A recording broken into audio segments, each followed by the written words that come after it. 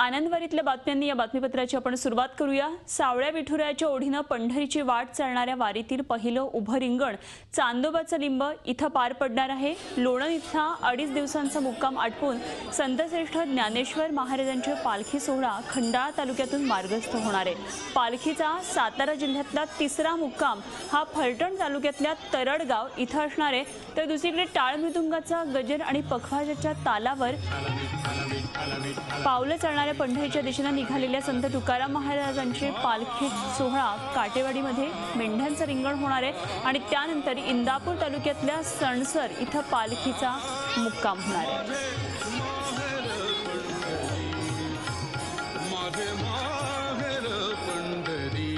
आणि आनंदवारी संदर्भात आणखी सविस्तर आपण माहिती जाणून घेऊया। आमचे प्रतिनिधी प्रशांत अनासपुरे सध्या आपल्या बरोबर आहेत। प्रशांत, तुकोबांच्या पालखी सोहळ्यामधलं अत्यंत आकर्षक असणारं आणि मेंढ्यांचं रिंगण आता पार पडणारे काठेवाडीमध्ये आपण आता तिथे उपस्थित आहात। काय नेमकं काय सगळा तिकडचा आढावा आहे, कसं सगळं वातावरण आहे, काय पोहोचवाल आमच्यापर्यंत? अनुपमा, तुकोबांचा सोहळा जो आहे तो आता इथे काटेवाडीमध्ये आहे आणि हेच आपण बघू शकतो की मेंढ्यांचं रिंगण, तीच दृश्य आपण थोडीशी प्रेक्षकांना दाखवूया की मेंढ्या आत्ता नुकत्याच इथे दाखल झालेल्या आहेत आणि परंपरेप्रमाणे याही वर्षी या काटेवाडीमध्ये असा हा उत्साह आपल्याला बघायला मिळतो आहे। एक भक्तीचा वेगळा मार्ग की जो आपल्याला इथे दरवर्षीप्रमाणे इथे बघायला मिळतो आणि हे जे काही मेंढ्यांचं रिंगण आहे त्याची सगळी तयारी आपल्याला इथे दिसते आहे की आपण बघतोय की तुकोबांचा रथ जो आहे, पादुका ठेवलेला जो रथ आहे तो आपल्याला दिसतो आहे आणि या तुकोबांच्या पादुकांना या मेंढ्या ज्या आहेत त्या इथे रिंगण घालतात। आपल्याला माहिती आहे की बारामती परिसर आहे, या परिसरामध्ये धनगर समाज जो आहे, जे बांधव आहेत, त्यांची अशी श्रद्धा आहे की आपल्याच या मेंढ्यांनी तुकोबारायांची थोडीशी सेवा करावी। त्यांना ही प्रदक्षिणा जी आहे की आपण प्रत्येक भक्त, जो प्रत्येक वारकरी जो तुकोबारायांच्या चरणी लीन होण्याचा जो काही प्रयत्न करत असतो, आनंद घेत असतो, तोच आनंद या मेंढ्यांनाही मिळावा म्हणूनच हा सगळा खटाटोप आपल्याला गेली अनेक वर्षे इथे बघायला मिळतो आहे।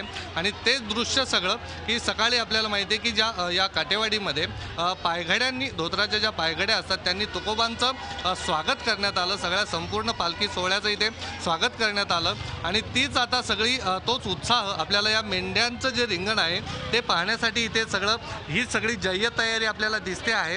आणि हा जो तुकोबारायांचा रथ दिसतो आहे त्यामध्येच तुकोबांच्या पादुका ही विराजमान झालेल्या आहेत आणि याच पादुकांना, याच तुकोबारायांना दर्शन प्रदक्षिणा घालण्यासाठी या सगळ्या मेंढ्या इथे आहेत। हेच ते रिंगण आहे की जे बघण्यासाठी ही सगळी उत्सुकता, ही सगळी लगबग अनुभवण्यासाठी इथले परिसरातले अनेक नागरिक इथे येत असतात। आत्ता माझ्यासोबत हे जे रिंगण सोहळा जो आहे, मेंढ्यांचा सोहळा जो आहे की वारीमधला हा एक वेगळा अनुभव आपल्या सगळ्यांना बघायला मिळतो आणि म्हणूनच संत तुकाराम जे संस्थान आहे देवचं, त्याचे अध्यक्ष शांताराम महाराज मोरे आहेत आपल्यासोबत।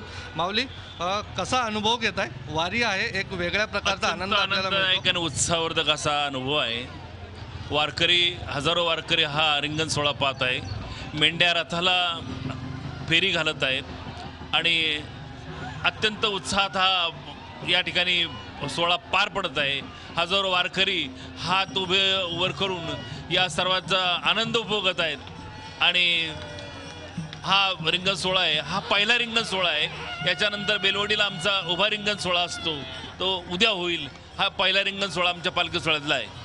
नक्की म्हणजे मेंढ्यांना पहिलं रिंगण जे आपण म्हणतो, अनेक वेगवेगळे रिंगण आपण अनुभवतो, पण पहिला मान इथे मेंढ्यांना दिसतोय की जे पहिलं रिंगण मेंढ्यांचं होतंय।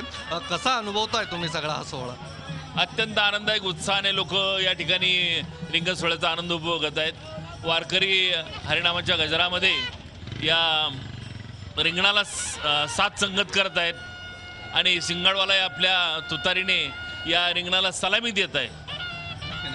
तर आपण बघतोय की हा सगळा अनुभव आहे। या ठिकाणी अनेक इथल्या ज्या बारामतीच्या ज्या मुली होत्या, बारामतीच्या ज्या विद्यार्थिनी होत्या शाळेच्या, त्यांनीही इथे लेझिमद्वारे तुकोबांचं स्वागत केलेलं आहे। याच ठिकाणी अनेक ज्या महिला आहेत, काटेवाडीच्या ज्या महिला आहेत, त्या डोक्यावरती हंडे घेऊन तुकोबारायांच्या स्वागतासाठी इथे दाखल झालेली होती। मात्र आता हे जे काही मेंढ्यांचं रिंगण आहे, मेंढ्यांचा रिंगण सोहळा आपल्या सगळ्यांना इथे बघायला मिळतो आहे।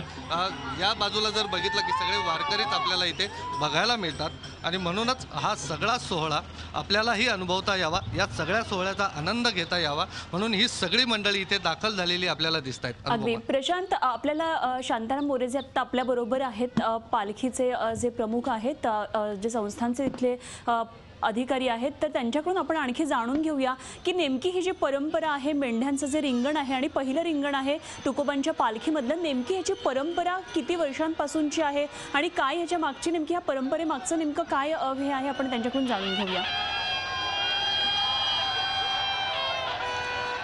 अनुपमा, शांताराम मोरे जे आहेत हे अध्यक्ष असल्या कारणाने त्यांना ह्या मेंढ्याचं रिंगण जे असतं त्यांना स्वतः उपस्थित राहावं लागतं. म्हणून ते आता त्या तिकडे गेलेले आहेत त्या रिंगणाच्या दिशेने, की रिंगण बसवणं म्हणजे काय असतं ही थोडी जबाबदारी असते अध्यक्षांची, विश्वस्तांची. म्हणूनच ते थोडेसे लगबगीने तिकडे गेलेले आहेत.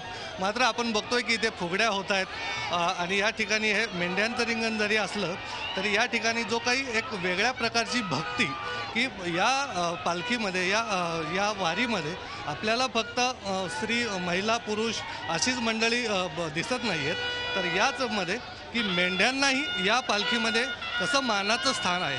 तसं म्हटलं तर हे पहिलं रिंगण आहे तुकोबांच्या पालखीचं आणि तो मान या मेंढ्यांना मिळालेला आहे म्हणून एक वेगळा सोहळा आपल्याला बघायला मिळतो आहे.